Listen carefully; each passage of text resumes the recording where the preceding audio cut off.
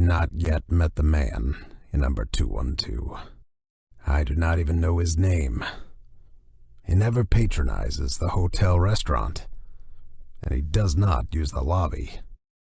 On the 3 occasions when we passed each other by, we did not speak, although we nodded in a semi-cordial, non-committal way. I should like very much to make his acquaintance. It is lonesome in this dreary place. With the exception of the aged lady down the corridor, the only permanent guests are the man in number 212 and myself. However, I should not complain, for this utter quiet is precisely what the doctor prescribed. I wonder if the man in number 212, too, has come here for a rest.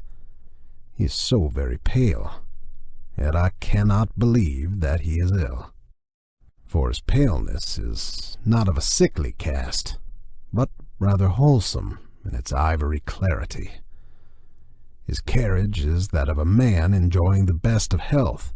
He is tall and straight. He walks erectly and with a brisk, athletic stride. His pallor is no doubt congenital, else he would quickly tan under this burning summer sun.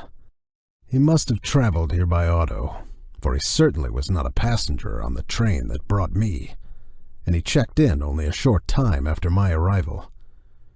I had briefly rested in my room and was walking down the stairs when I encountered him ascending with his bag. It is odd that our venerable bellboy did not show him to his room. It is odd, too, that, with so many vacant rooms in this hotel, he should have chosen number 212 at the extreme rear. The building is a long, narrow affair, 3 stories high. The rooms are all on the east side, as the west wall is flush with a decrepit business building. The corridor is long and drab, and its stiff, bloated paper exudes a musty, unpleasant odor. The feeble electric bulbs that light it shine dimly, as from a tomb. Revolted by this corridor, I insisted vigorously upon being given number 201, which is at the front and blessed with southern exposure. The room clerk, a disagreeable fellow with a Hitler mustache, was very reluctant to let me have it, as it is ordinarily reserved for his more profitable transient trade. I fear my stubborn insistence has made him an enemy. If only I had been as self-assertive 35 years ago. I should now be a full-fledged professor instead of a broken-down assistant. I still smart from the cavalier manner in which the president of the university summarily recommended my vacation. No doubt he acted for my best interests. The people who have dominated my poor life invariably have. Oh well, the summer's rest will probably do me considerable good. It is pleasant to be away from the university. There's something positively gratifying about the absence of the graduate student face. If only it were not so lonely. I must devise a way of meeting the pale man in number 212. Perhaps the room clerk can arrange matters. I have been here exactly a week, and if there is a friendly soul in this miserable little town, he has escaped my notice. Although the tradespeople accept my money with flattering eagerness, they studiously avoid even the most casual conversation. I am afraid I can never cultivate their society unless I can arrange to have my ancestors recognized as local residents for the last 150 years. Despite the coolness of my reception, I have been frequently venturing abroad. In the back of my mind, I have cherished hopes that I might encounter the pale man in number 211. Incidentally, I wonder why he has moved from number 212. There is certainly little advantage in coming only one room nearer to the front. I noticed the change yesterday when I saw him going into his new room. We nodded again, and this time I thought I detected a certain malign satisfaction in his somber, black eyes. He must know that I am eager to make his acquaintance, yet his manner forbids overtures. If he wants to make me go all the way, he can go to the devil. I am not the sort to run after anybody. Indeed, the surly diffidence of the room clerk has been enough to prevent me from questioning him about his mysterious guest. I wonder where the pale man takes his meals. I have been absenting myself from the hotel restaurant and patronizing the restaurants outside. At each I have ventured inquiries about the man in number 210. No one at any restaurant remembered his having been there. Perhaps he has entree into the Brahmin homes of this town, and again, he may have found a boarding house. I shall have to learn if there be one. The pale man must be difficult to please, for he has again changed his room. I am baffled by his conduct. If he is so desirous of locating himself more conveniently in the hotel, why does he not move to number 202, which is the nearest available room to the front?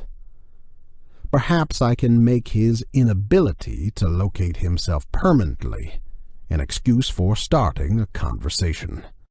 I see we are closer neighbors now, I might casually say. But that is too banal. I must await a better opportunity. He is now occupying number 209. I'm intrigued by his little game. I waste hours trying to fathom its point. What possible motive could he have? I should think he would get on the hotel people's nerves. I wonder what our combination bellhop chambermaid thinks of having to prepare 4 rooms for a single guest.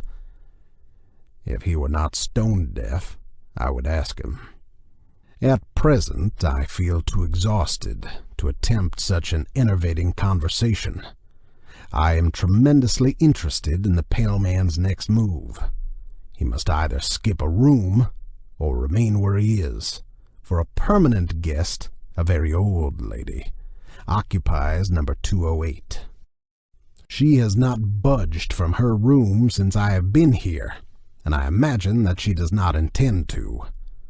I wonder what the pale man will do.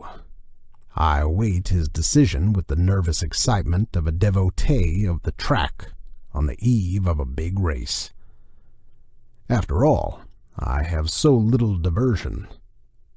Well, the mysterious guest was not forced to remain where he was, nor did he have to skip a room. The lady in number 208 simplified matters by conveniently dying. But no one knows the cause of her death. But it is generally attributed to old age. She was buried this morning. I was among the curious few who attended her funeral. When I returned home from the mortuary, I was in time to see the pale man leaving a room. Already he has moved in. He favored me with a smile whose meaning I have tried in vain to decipher. I cannot but believe that he meant it to have some significance. He acted as if there were between us some secret that I failed to appreciate. But then perhaps his smile was meaningless after all, and only ambiguous by chance, like that of the Mona Lisa. My man of mystery now resides in number 207, and I am not the least surprised. I would have been astonished if he had not made his scheduled move. I have almost given up trying to understand his eccentric conduct. I do not know a single thing more about him than I knew the day he arrived. I wonder whence he came. There is something indefinably foreign about his manner. I am curious to hear his voice. I like to imagine that he speaks the exotic tongue of some faraway country. If only I could somehow inveigle him into conversation.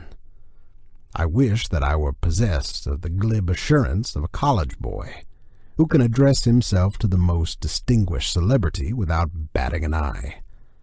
It is no wonder that I am only an assistant professor. I am worried. This morning I woke to find myself lying prone upon the floor. I was fully clothed. I must have fallen exhausted there after I returned to my room last night. I wonder if my condition is more serious than I had suspected. Until now, I have been inclined to discount the fears of those who have pulled a long face about me. For the first time, I recall the prolonged hand clasp of the president when he bade me goodbye from the university. Obviously, he never expected to see me alive again. Of course, I am not that unwell. Nevertheless, I must be more careful. Thank heaven I have no dependents to worry about. I have not even a wife, for I was never willing to exchange the loneliness of a bachelor for the loneliness of a husband. I can say in all sincerity that the prospect of death does not frighten me. Speculation about life beyond the grave has always bored me. Whatever it is or is not, I'll try to get along. I have been so preoccupied about the sudden turn of my own affairs that I have neglected to make note of a most extraordinary incident. The pale man has done an astounding thing. He has skipped 3 rooms and moved all the way to number 203. We are now very close neighbors. We shall meet oftener, and my chances for making his acquaintance are now greater. I have confined myself to my bed during the last few days, and have my food brought to me. I even called a local doctor, whom I suspect to be a quack. He looked me over with a professional indifference and told me not to leave my room. For some reason, he does not want me to climb stairs. For this bit of information, he received a $10 bill which, as I directed him, he fished out of my coat pocket. A pickpocket could not have done it better. He had not been gone long when I was visited by the room clerk. That worthy suggested with a great show of kindly concern that I use the facilities of the local hospital. It was so modern and all that. With more firmness than I have been able to muster in a very long time, I gave him to understand that I intended to remain where I am. Frowning sullenly, he stiffly retired. The doctor must have paused long enough downstairs to tell him a pretty story.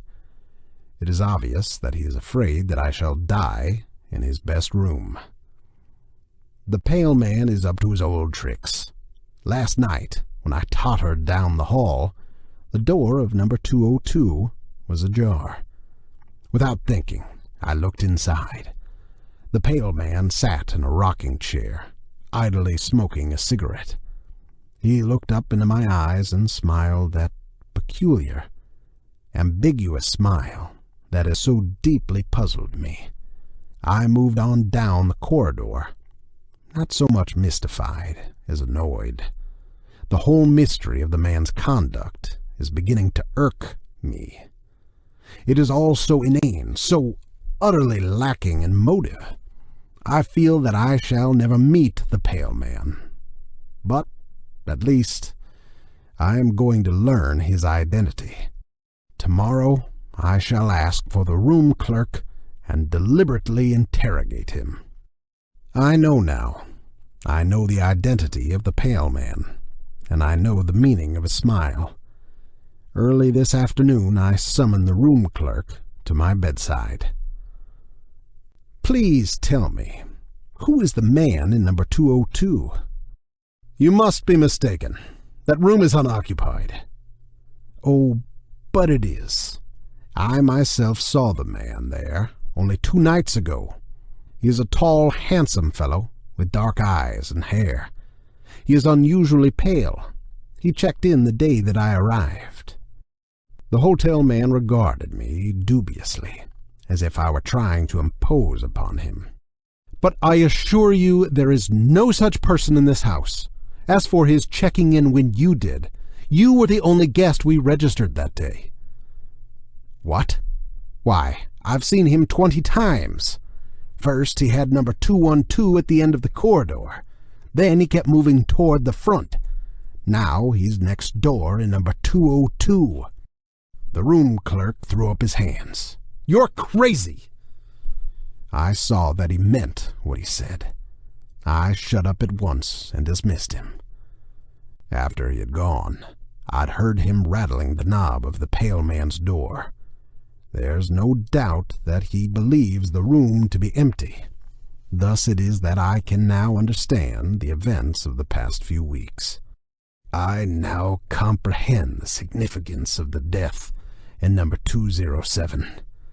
I even feel partially responsible for the old lady's passing. After all, I brought the pale man with me, but it was not I who fixed his path.